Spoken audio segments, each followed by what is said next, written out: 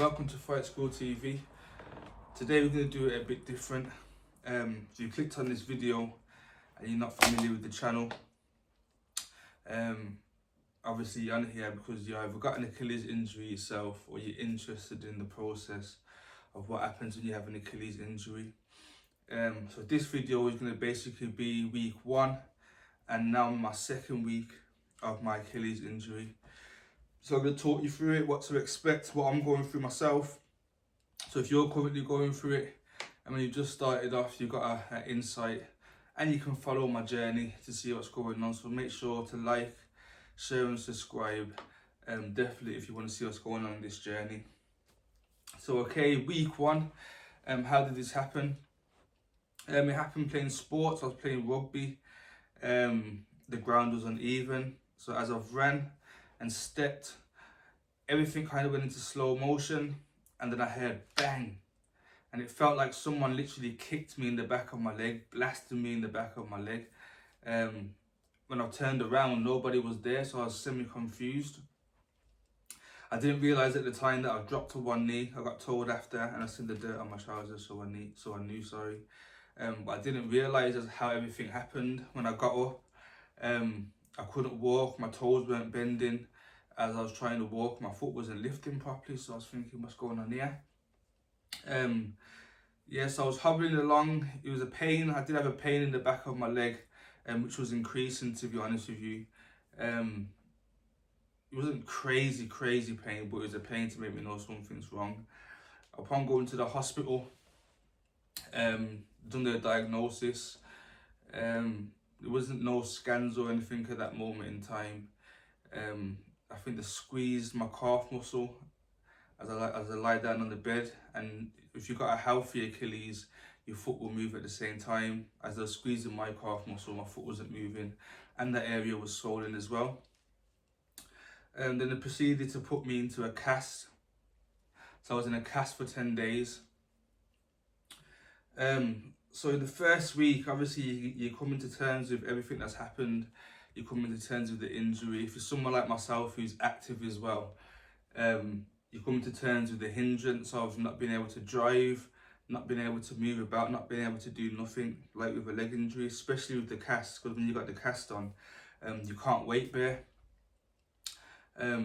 So what I would recommend, there's essentials that you need to get basically if you're going through this at the start. So I would recommend getting things to keep your mind active in this moment in time, finding things that you enjoy doing, because you are going to be housebound, stuck in the house for a while. If you're fortunate to work from home, that's a massive bonus. So on top of myself, things that I got my music, my studio. Also, you can see the bench in the background. I'm somebody that trains. You can find yourself going into a slope, or just been in your bed. Obviously you can't move around, so you're just eating anything, so you're going to put on a lot of pounds and so forth. You still want to keep the body active, you still want to keep the body moving. So I didn't start until the 10th day. When I went back, I proceeded thereafter. But you're allowed to do upper body work, so it's good to get a bench to sit down when you're doing what you're doing. Also, because I was on one leg so much, I started to receive slight pains in the other foot, the healthier foot, and slight swelling as well. So I bought an ankle wrap, which has actually done tremendous things for me. The swelling's gone down, the pain's gone down, and due to being on this leg, obviously as you're moving around all the time, it gives the ankle and the leg some support. So I definitely recommend that as well. And it's keeping your mind active, keeping yourself going. You're going to be stuck in the house for a while. So yeah, so upon going back to the hospital at day 10, he'd done his assessments as well, the same thing as what the woman in the hospital done. And also he checked it to see that it was swollen. I think he felt that there was a slight gap in there as well, basically. So then he's then transferred me over into the boot, which you'll see in the videos. Upon being transferred into the boot, it was better because now you can start to slightly weight bear. on that foot in the boot. It feels awkward at first, it still feels funny, you're still on crutches, because obviously your balance, and the boot's at an angle like this, so it's got a wedge like this. It's hard to balance, hard to walk. But you can slightly start to weight bear now, so now you can slightly start to do more things yourself around the house. Get up and down the stairs if you've got stairs easier and so forth. And just move around a bit easier with the boot on. The thing about the boot, you have to sleep in the boot at night time as well. So I recommend for myself, obviously, you don't want to be bringing what you're walking around outside or inside with into your bed. So I recommend putting a pillowcase, over the boot when you're sleeping at night time. Tuck it into the boot, and you're good to go. So the first couple of days, yeah, it was just getting used to walking in the boot. It was a bit uncomfortable. Then I started to feel more pain, because at first I wasn't really feeling no pain with this injury after the initial day it happened.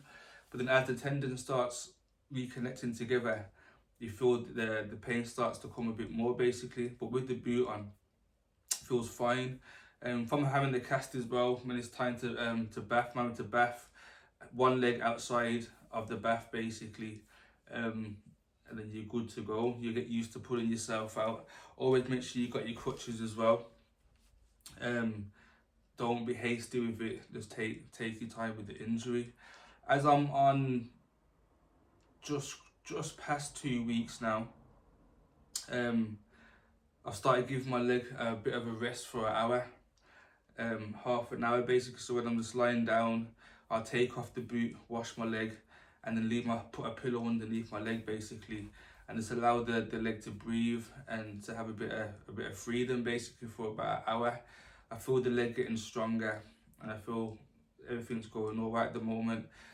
More confident walking around and so forth as well. So yeah, that's the first 2 weeks. I'm still early in my journey, but I'm sure you'll be there to keep up with me and see what's going on for the rest of the weeks. The prediction is 3 months to be able to walk again, and to be able to drive.